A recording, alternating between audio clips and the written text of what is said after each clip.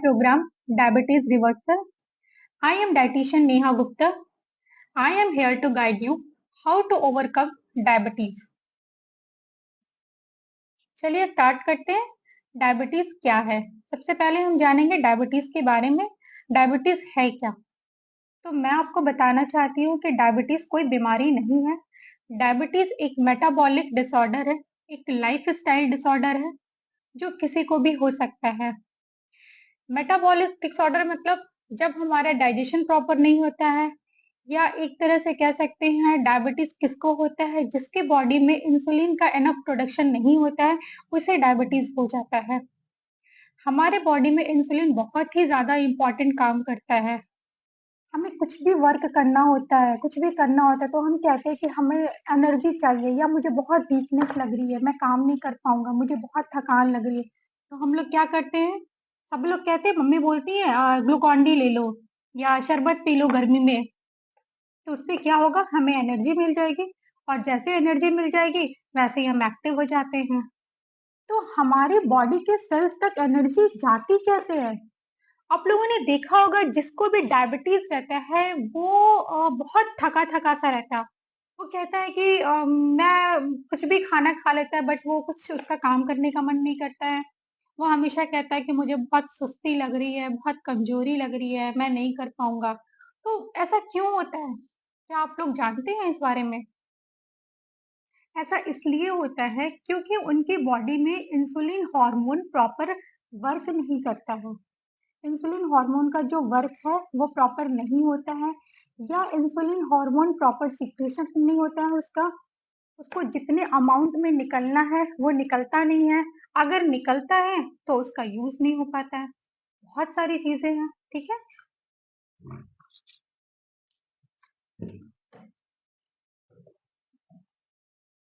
आप जानते हैं डायबिटीज में इंसुलिन का वर्क क्या है? जब हम खाना खाते हैं, जैसे ही हम लोग खाना खाते हैं हमारे बॉडी में क्या होता है? डाइजेशन होता है। डाइजेशन जैसे ही होता है हमें ग्लूकोज मिलता है। हमने खाना खाया, खाना अंदर गया, खाने का डाइजेशन हुआ, डाइजेशन के बाद क्या मिला? ग्लूकोज मिला। ग्लूकोज क्या हुआ? ग्लूकोज जाकर हमारे ब्लड से मिला। अब ब्लड में तो मिल गया भाई, हमारे ब्लड में तो ग्लूकोज पहुंच गया, बट हमारे सेल्स तो बहुत छोटे छोटे छोटे छोटे होते हैं, उन तक कैसे पहुंचेगा? हमारे बॉडी में पेनक्रियास होता है। पेनक्रियास के अंदर बीटा सेल्स होता है। बीटा सेल्स इंसुलिन नाम का हार्मोन सीक्रेट करता है, और इंसुलिन क्या करता है? हमारे ब्लड से ग्लूकोज को लेता है और हमारे बॉडी के सेल्स तक पहुंचाने का काम करता है। अगर बहुत ज्यादा है ग्लूकोज तो क्या करेगा? जब नॉर्मली वर्क करता है सेल्स तक पहुंचाएगा, हमारे लिवर में पहुंचाएगा, और कुछ को क्या करेगा? ग्लाइकोजन फॉर्म में जाकर स्टोर कर देता है। और वो क्या होता है, जब हम कभी व्रत रहते हैं या भूखे रहते हैं, या कभी हम लोगों को लेट हो रहा है, नहीं मिल रहा है खाना, तो वही ग्लाइकोजन जो रहता है वापस से हमें ग्लूकोज देता है।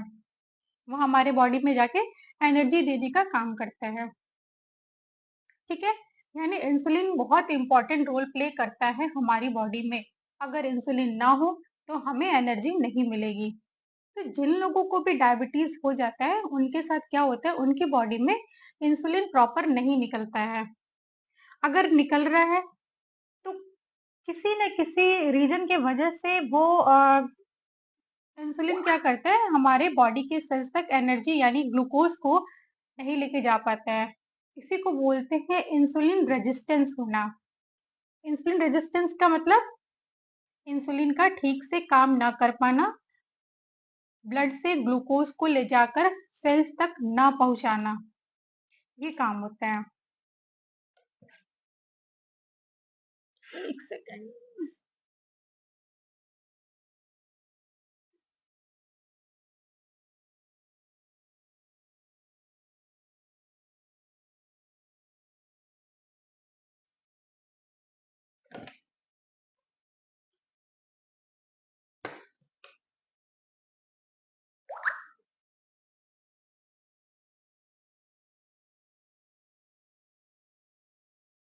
क्या आपको मेरा मैसेज शो हो रहा है?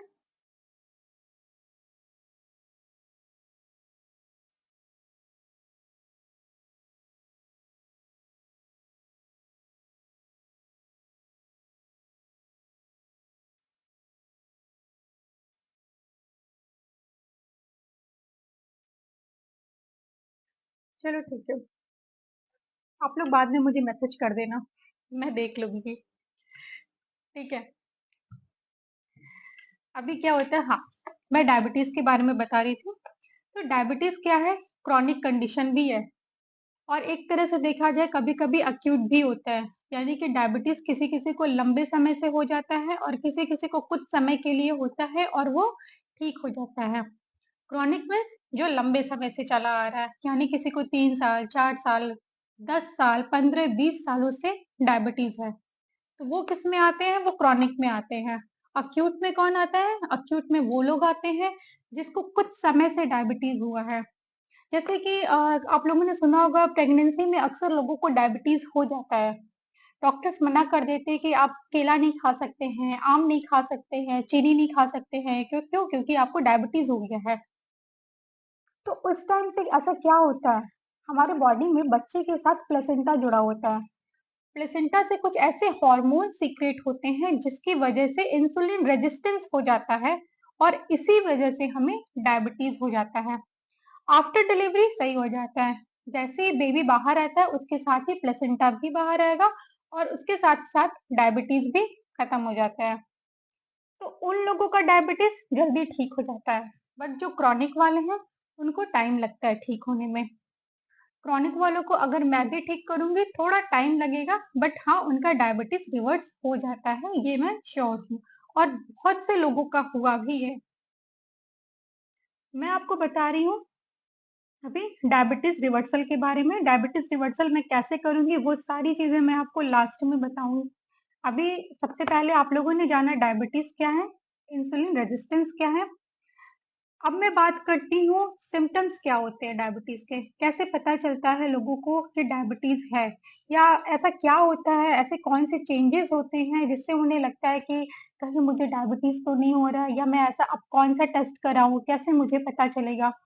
तो कैसे पता चलता है, उसके सिम्टम्स क्या होते हैं? फ्रिक्वेंट यूरिनेशन, बार बार यूरिन पास करना, ठीक है, बहुत ज्यादा भूख लगना, बहुत ज्यादा प्यास लगना, मुंह सूखना, ठीक है, बार बार मुंह सूखेगा, बार बार प्यास लगेगी, बार बार आपको यूरिन पास करने का मन करता है।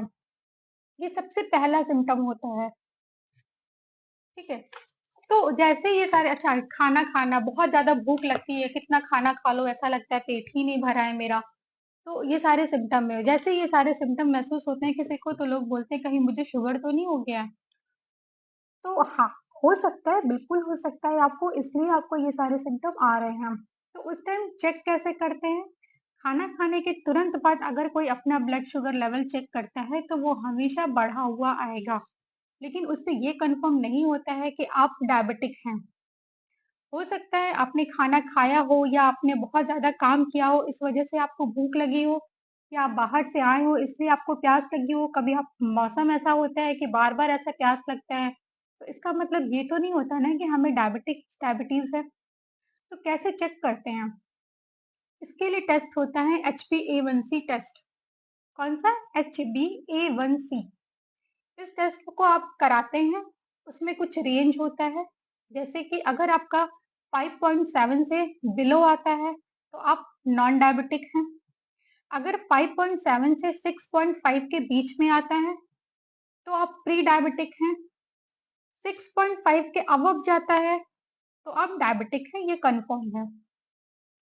अब रिवर्ट्स के केस में क्या होता है, जो डायबिटिक हो, देखो प्री डायबिटिक वाले तो जल्दी ठीक हो जाते हैं, उन्हें ज्यादा मेहनत नहीं करनी होती है। बट जो डायबिटिक वाले हैं, डायबिटिक वालों को मैं क्या करूंगी, पहले उन्हें मैं प्री डायबिटिक में लेकर आऊंगी, प्री डायबिटिक से मैं फिर नॉन डायबिटिक में लेकर आऊंगी। ये कैसे लेकर आऊंगी वो मैं आपको लास्ट में बताऊंगी। ठीक है, इतना पता चल गया। अब आगे जानते हैं कौन कौन से ऐसे फैक्टर्स हैं जिससे डायबिटीज हो जाता है। तो सबसे कॉमन फैक्टर है, तो जेनेटिक फैक्टर है। सब लोग कहते हैं अरे मेरी मम्मी को हुआ था तो मुझे भी डायबिटीज हो गया। तो हाँ, ये सच है, ऐसा होता है। अगर आपके फैमिली हिस्ट्री में किसी को भी डायबिटीज है, आपके पापा मम्मी को, दादी बाबा को, या नानी नाना को, किसी को भी अगर डायबिटीज है तो आपको भी डायबिटीज हो सकता है। इसके पूरे पूरे चांसेस हैं। इसलिए उन लोगों को अपने ऊपर एक्स्ट्रा ध्यान रखना होता है, अपना एक्स्ट्रा केयर करना होता है। सेकंड आता है, अगर आप ओबीज कैटेगरी में आते हैं, यानी आपका वेट अगर ज़्यादा है, तो आपको भी डायबिटीज़ हो सकता है। भले ही आपके घर में कोई डायबिटीज़ का पेशेंट हो या ना हो, लेकिन अगर आप ओवर वेट में हैं या आप ओबीज हैं, तो आपको डायबिटीज़ हो सकता है। फिर आपका आता है अनहेल्दी डाइट। अगर आपका खाना-पीना गलत है, आप गलत तरीके से खाते हैं, अनहेल्दी डाइट लेते हैं, तो आपका मेटाबॉलिक सिस्टम आपका डिस्टर्ब हो जाता है, तो भी आपको डायबिटीज़ हो जाता है। उसके बाद आपका आता है फिजिकल इनएक्टिविटी, यानी आप फिजिकली वर्क नहीं करते हैं, सेडेंट्री लाइफस्टाइल है आपकी, ठीक है, ज्यादातर आप बैठे बैठे काम करते हैं, आपकी डाइट ज्यादा है, उससे भी आपको डायबिटीज हो जाता है। और इससे पहले मैंने आपको बताया था, प्रेगनेंसी के टाइम पे जिसको डायबिटीज हो जाता है उसको बोलते हैं जेस्टेशनल डायबिटीज। उसमें भी लोगों को डायबिटीज हो जाता है, यानी उस टाइम पे तो ठीक हो जाता है, जैसे बेबी होने के बाद डायबिटीज ठीक हो जाता है, बट आगे आने वाले सालों में उन्हें डायबिटीज होने का खतरा रहता है, यानी उस टाइम पे उन्हें सिग्नल मिल जाता है कि आपको डायबिटीज हो सकता है, आपको अपना एक्स्ट्रा केयर करना है।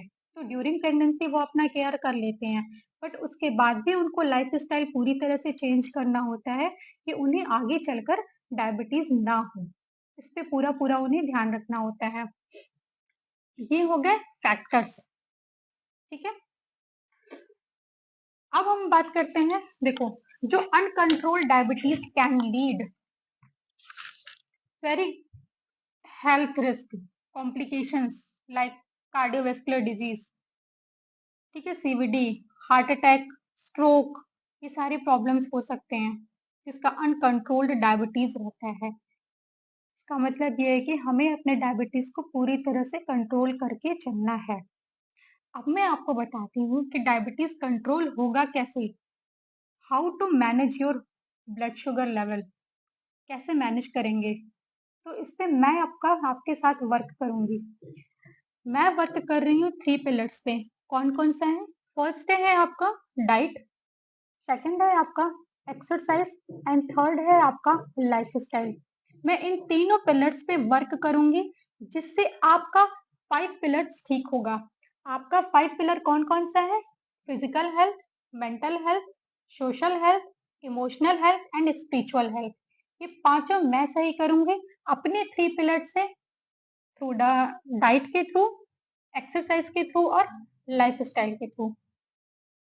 आप सभी रेडी रहना, मैं आप लोगों के साथ हूँ आपका डायबिटीज रिवर्स कराने के लिए।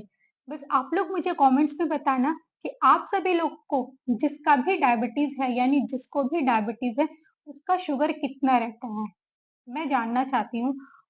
बहुत से ऐसे लोग होंगे जिसका शुगर हमेशा बढ़ा रहता होगा, बहुत से ऐसे होंगे जिसका शुगर कम हो जाता होगा, तो वो कैसे मैनेज करना है वो मैं आपको बताऊंगी, ठीक है।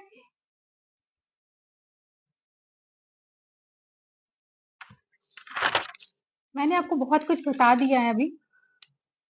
प्रॉब्लम्स, आप लोग जाने प्रॉब्लम्स क्या क्या होते हैं, जिसको डायबिटीज हो जाता है उसको हाइपरग्लाइसीमिया है या हाइपोग्लाइसीमिया हो जाता है, कार्डियोवैस्कुलर डिजीज हो जाता है। अभी मैंने बताया आपको हाइपरग्लाइसीमिया क्या होता है, जब हमारे बॉडी में ग्लूकोज लेवल बहुत ज्यादा हाई हो जाता है। और हाइपोग्लाइसीमिया क्या होता है, जब हमारे बॉडी में ग्लूकोज लेवल लो हो जाता है, तो हमें हाइपोग्लाइसीमिया हो जाता है। यानी कि साफ साफ अगर कहा जाए तो हमारे बॉडी में बहुत ज्यादा ग्लूकोज का होना भी खतरे से खाली नहीं है, और बहुत कम होना भी खतरे से खाली नहीं है। हमें अपनी बॉडी का ग्लूकोज लेवल मेंटेन करके चलना है, और वो कैसे चलना वो मैं आपको बता चुकी हूँ। वो उसके लिए मैं आपके साथ हूँ, मैं आपकी हेल्प करूंगी। Thank you very much. जिसको कोई भी क्वेरी होगी आप मुझसे पूछ सकते हैं, और प्लीज आप लोग कमेंट्स में मुझे जरूर बताइएगा कि आप लोगों का शुगर कितना रहता है। आप लोग अगर फास्टिंग लिखते हैं तो वहां पे लिख दीजिएगा फास्टिंग, अगर आप लोग अपना पीपी लिखते हैं तो आप लोग लिख दीजिएगा वहां पे पीपी। अगर किसी को HbA1c के बारे में बताना है तो वो भी मुझे वहां पे मेंशन करेगा कि ये मेरा HbA1c रिपोर्ट का रेंज है, ठीक है। थैंक यू वेरी मच, बहुत अच्छा लगा मुझे, थैंक यू।